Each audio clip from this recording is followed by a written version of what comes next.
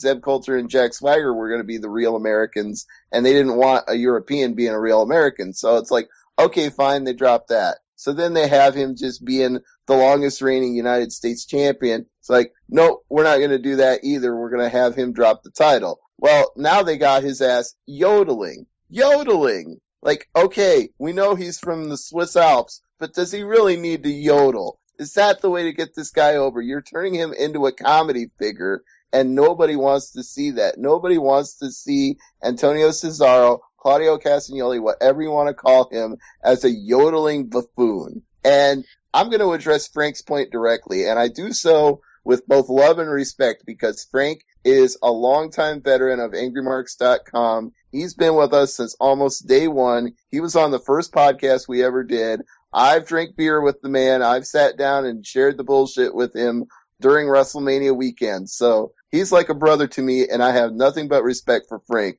But quite frankly, I disagree with his assessment that Claudio Castagnoli, Antonio Cesaro, whatever you want to call him, is a double-A ball player. The problem with Frank's theory is that Antonio Cesaro is a major league player being treated like a double-A ball player. He is the player that can't get in the on-deck circle, that can't get in the batting order because the coach won't put him in to play. He's got all the talent in the world, and the coach doesn't see it, so it's not going to happen unless there's a new coach or unless he gets signed away to another team that makes a better offer and they trade. Because quite frankly, he is major league talent. I've seen this guy develop from being absolutely nothing, just coming over here looking to get a break in America, to being in the Kings of Wrestling, to being one of the most outstanding wrestlers WWE had in developmental, to being brought up to the main roster, to being a long-time reigning United States champion, even though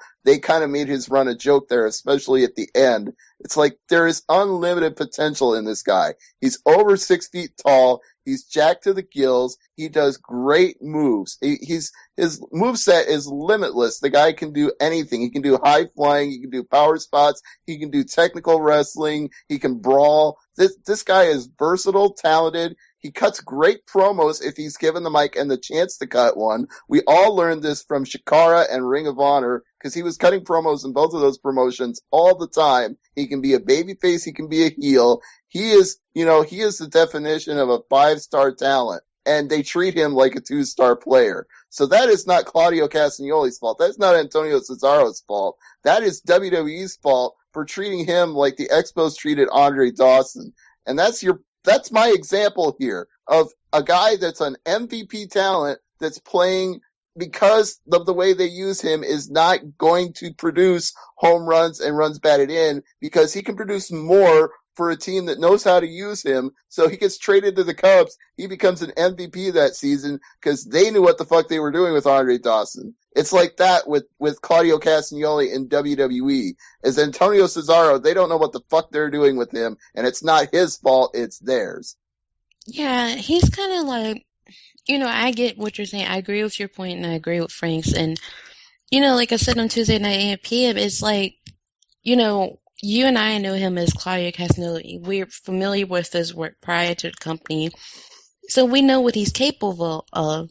Where Frank never really seen much of his work and just is going by what he sees on TV. And I mean, I can't blame him because that's a consensus of a lot of people are going by. But it's like what we see in him, like what we know about him, somebody there is not getting it. Like somebody in creative is not getting it when they write something for this guy. And they just don't seem to really care. And then, with the thing with the yodeling, when I saw him do that, I think this was about a couple of weeks ago, it was on SmackDown, he came out yodeling, and I'm like, shouldn't you have been doing this when you first came in? Like, it was just so awkward that all of a sudden he's yodeling. Mm-hmm.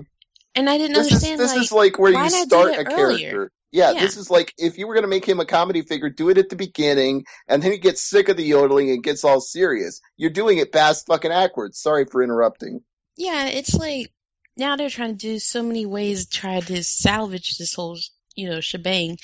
When he first came in, Axana dumped Teddy Long for him. And then next thing you know, they took Axana away from him. He's United States champion. And, he was the whole anti-American, situation that we've always seen in wrestling from since the very beginning, which Hmm. was fine. And then you had Jack Swagger come in, like you brought up, doing the whole I'm the real American. I don't like, anybody else that's not really from here. So it was kind of hard to actually do that angle when you got this guy preaching anti-America. It's, his homeland is so much better. So they had to do something with one and the other, but at the same time, this was the problem. They know that he has this character going, right? And they keep putting him on Raw. Even though the United States Championship belongs to Raw, he would be on the same episode as Jack Swagger. So you're confused of like, okay, this guy doesn't like the United States, and this guy is standing up for North America or whatever, and does not like anybody else from coming out to the outside, so it would make Cesaro look like a babyface.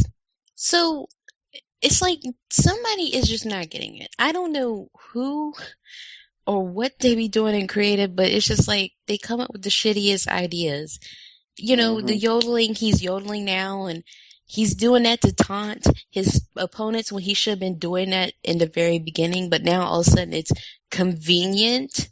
I mean, way I see it, they're going to keep jerking this guy around till his deal ends and he leaves.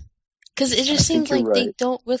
It just seems like they get a lot of these indie stars, like you brought up, and like I said on Tuesday AMP, a lot of these guys they have all this great stuff going on the indies. They have this character, they got this potential, the great moves, great work and everything. And then when they get up there, they don't know what to do with them. They have hired all these guys, and they're sitting around for years or months or until they decide to quit or they get fired Like because it's they like don't know Marty what to do. DeRosa and Colt Cabana. It's creative has nothing for you.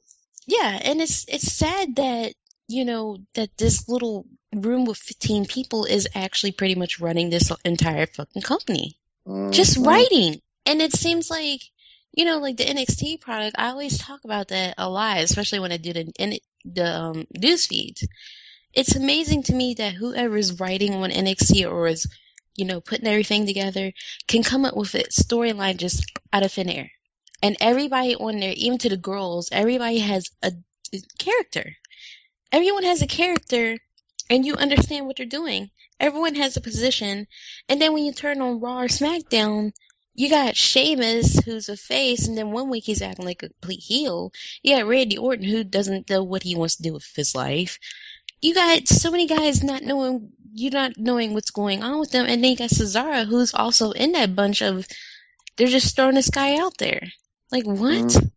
Well, you said it yourself earlier, C, so I think to wrap it up, I'll go back to the point you made earlier. They saw enough in him to sign him. Why don't they see enough in him to actually use him in a way that people would care about him? Because there's, if all their standard is, and we've heard this so many times over the years, if all their standard is that they want guys that are over 6 feet tall, over 200 pounds and athletic, then he was God's gift to them the moment he walked in the door. And the fact that they can't figure out what to do with a guy who is the prototype of everything they're looking for, I don't fucking know what's wrong with them.